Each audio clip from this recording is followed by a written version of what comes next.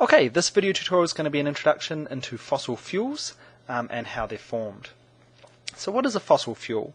Well, a lot of the fuels or sources of energy that we use these days come from what we call fossil fuels. And as the name suggests, they're formed in a similar process as fossils. They're buried, organic matter, living things are buried deep beneath the ground, and some of them sort of decompose to form these fuels. So there's really three types that we can split them into. There's the gas. There's the type that's gas, so natural gases, petroleum or crude oil, and coal. So essentially that's your gas, your liquid, and your solid types. They're also they belong to a group of chemicals called hydrocarbons. And that really, as the name suggests, hydrogen, hydro for hydrogen, and carbon, well, carbon. They're molecules that are carbon-based and are often surrounded by hydrogens. Now, some of them have an oxygen molecule or an oxygen atom or a sulfur atom in there as well, but they're carbon and hydrogen based. Those are usually the largest number of atoms in these molecules. So let's look at the different types and start to get into how they're actually formed.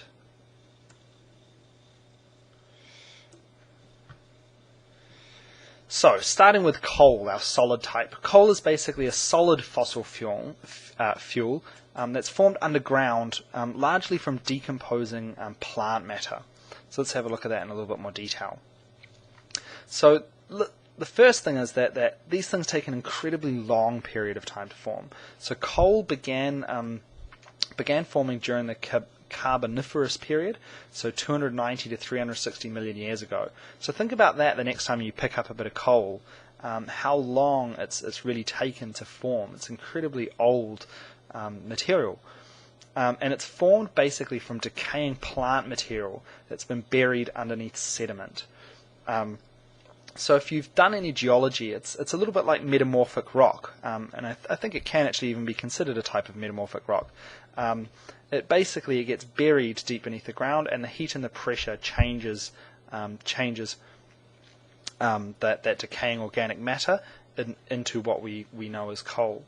So it's this high temperature, pressure environment that causes it to change.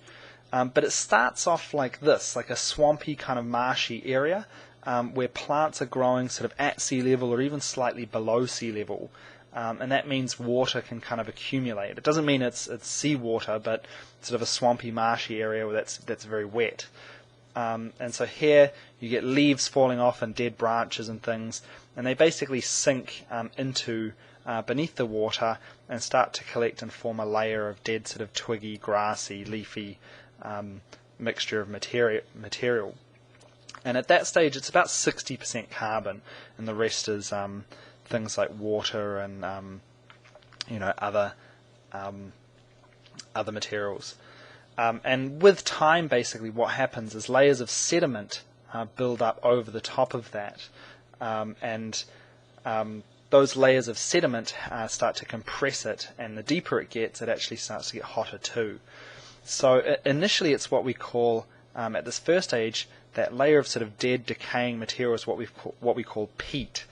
And bacteria help to decay that, but because it's underwater or even starting to get buried under sediment, that decay is anaerobic, without oxygen, and that's an important part of what makes it become essentially what makes it become coal. So it's that anaerobic, without oxygen decay of those plant materials helps turn it into coal. And that's probably why it formed in largely these swampy areas, because under the water the less oxygen available.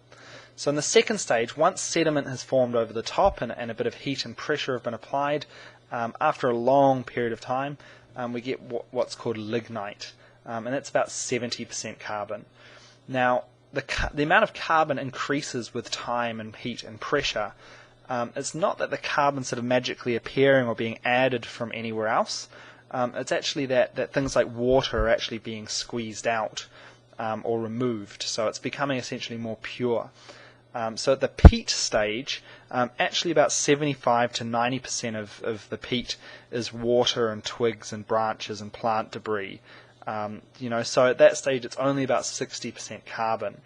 whereas at the lignite stage we get to about 70% carbon. And going on further, we get to the bituminous coal, 80% carbon. And if we keep applying heat and pressure, so normally we're talking it's buried deeper now, eventually it becomes anthracite, the hardest type of coal, and that's about 90% carbon. So here just a slightly different diagram, a nice one too. Here's swampy material, plant material falls off, dead branches, leaves, things like that collect at the bottom.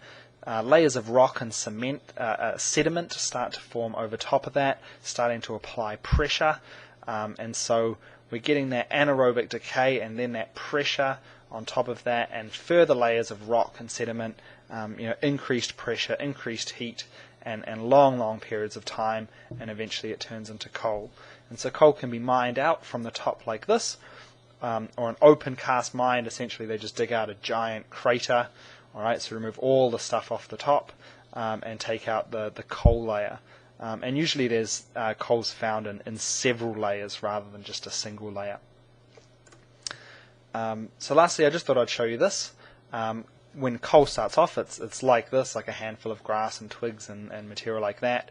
With a bit of anaerobic, without oxygen decay, bacteria sort of starting to break it down, and sort of forming that layer under the water. We get peat. So peat can already be used as a fuel. It's not technically coal yet.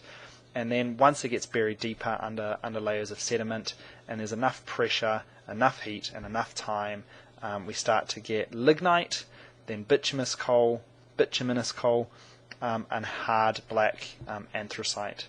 And so again, they increase the number of carbon, the amount of carbon in each increases as you go down those layers, or as it gets older.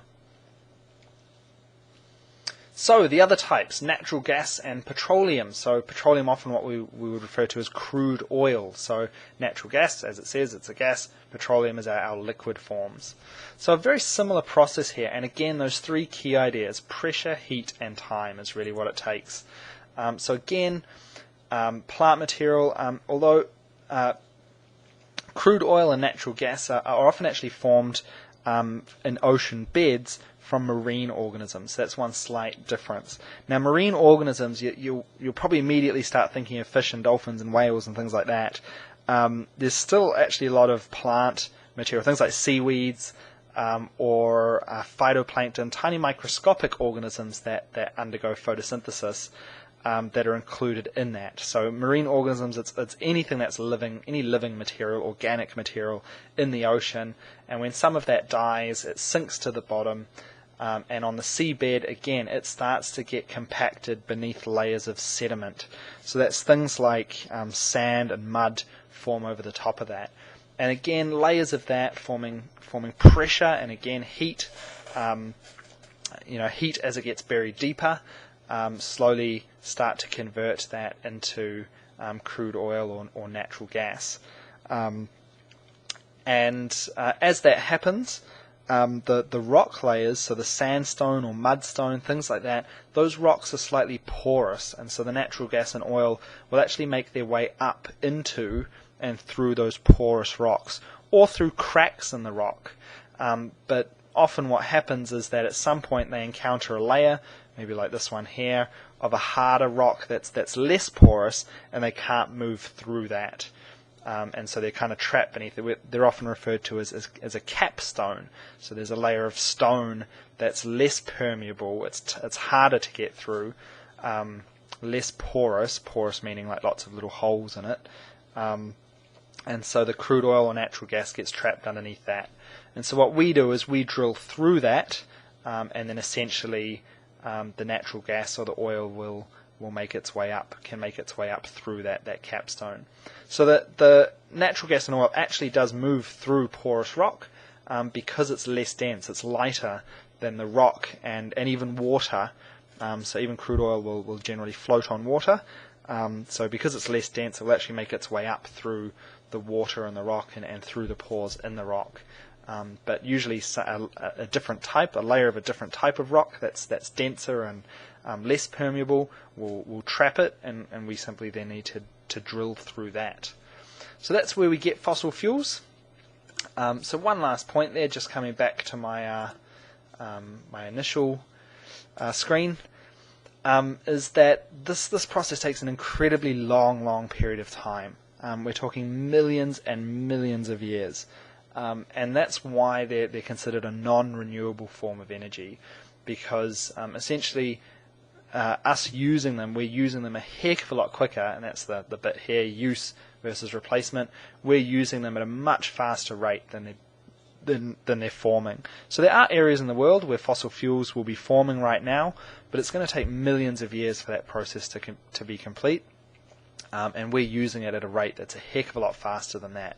So we are going to run out of fossil fuels if we keep going the way we are, and we are going to have to look into alternative forms of energy that we can use. So maybe hydroelectric or wind, generating electricity through those means.